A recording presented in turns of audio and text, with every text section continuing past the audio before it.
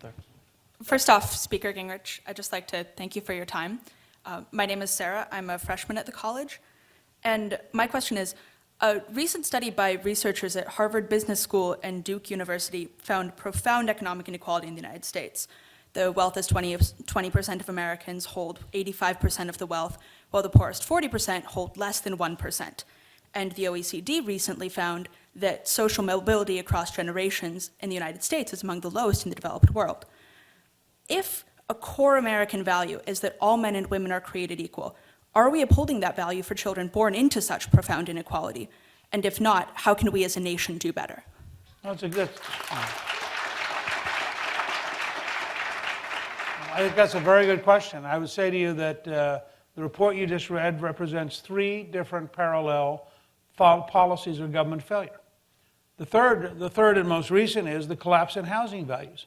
Since the middle class built a large part of its wealth around its homes, when you have an across-the-board collapse in housing value, you just devalue a large part of the savings of the middle class, and you guarantee an increase in inequality because of the scale of loss they have, because they disproportionately have their wealth captured in their homes.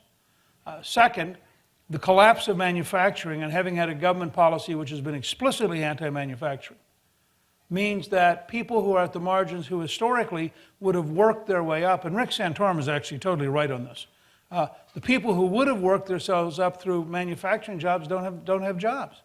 And so you cut off the way in which they would have risen, so that they might well have had a pretty good job working in a blue-collar factory, while their child got a pretty good job running the blue-collar factory, and their grandchild got a pretty good job owning the blue-collar factory.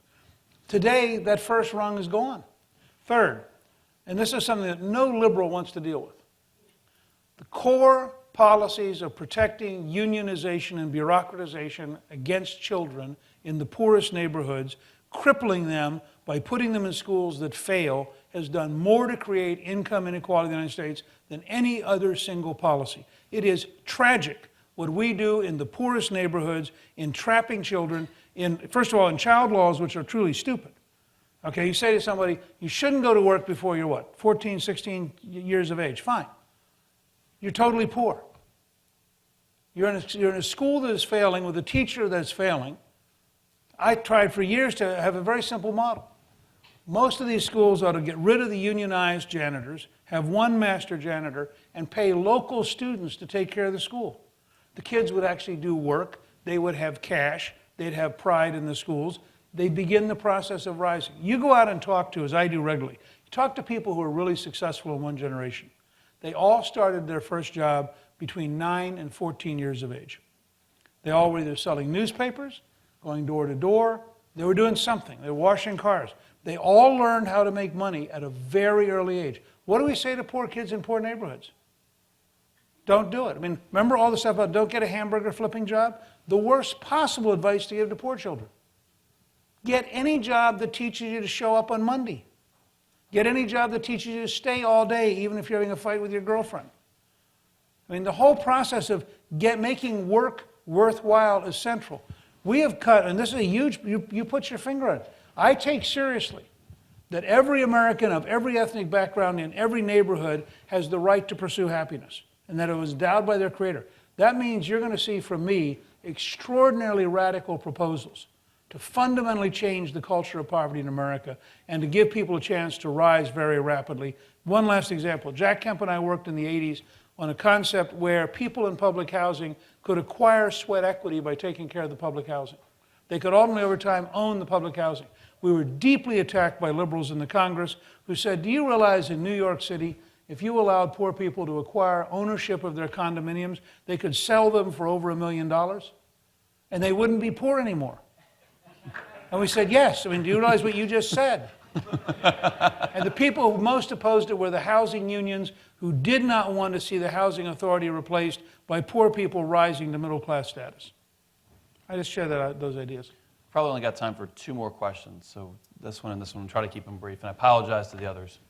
Mr. Speaker, first, thank you so very much for your service, and also thank you for your intellectual representation of conservatism. I greatly appreciate it on a personal level and on a level much bigger than myself. Just before getting my question, I want to remind everybody that that disagreement does not need to entail disrespect. And unfortunately, sitting in the audience, having to listen to snickers and sneers and all of that upon your video, I find that quite unfortunate that that could occur here at such a wonderful university. And now to get to my question. I'm sorry, what's your name? My name is Justin Smith, and I'm an alum of the Extension School. So I actually really did work my way into Harvard, you could say. My question is this, Mr. Speaker. Many characterize a lot of the things that you have done as your tenure as Speaker and as a politician, such as having the video afterwards with Nancy Pelosi and working with many Democrats is going to be your Achilles heel in this primary. But don't you think you could characterize that as your one really true advantage, that in this time where things are so polarized, as we've seen with these 99 and 1%ers, that, and as you said, we are the 100%. I mean, isn't that not your biggest advantage? Well, I'm not sure it's my biggest advantage. But look, I do think it's an advantage, and I think, frankly, the Pelosi ad was a mistake. I've said it was just a dumb ad. But on the other hand, I'm prepared to debate any conservative about the time I spent going around the country with Reverend Al Sharpton, talking about the importance of charter schools, going into black neighborhoods where he had real standing and where people listened to him. And I would argue that anyone who truly wants to govern America has to be prepared to go into every neighborhood of every background in the entire country. And I can promise you that if I'm invited by the NAACP, I will go and speak to their convention. And if I'm invited by LULAC or La Raza or anybody else, I will go and speak to their convention. We have to become a country in which we're prepared to speak across boundaries. When we passed welfare reform, it was 101 Democrats voting yes and 101 Democrats voting no. It is possible to govern in a bipartisan manner. Remember, nothing I accomplished as Speaker would have become law without Bill Clinton's signature. So you have to, nothing that Ronald Reagan wanted to accomplish could get through the U.S. House without 1/3 of the Democrats, because O'Neill was the Speaker. And so we had to peel away 1/3 of the Democrats on every key vote in order to pass things in Reagan's first term. So I've had a long experience of doing things this way. I do want to put in two quick commercials. If you'd like to know more about what I'm doing, go to my first name. It's newt.org. And I do want to ask all of you to consider, I'm not going to ask any of you to be for me, because if you're for me, you'll vote yes and go home and hope that I fix it.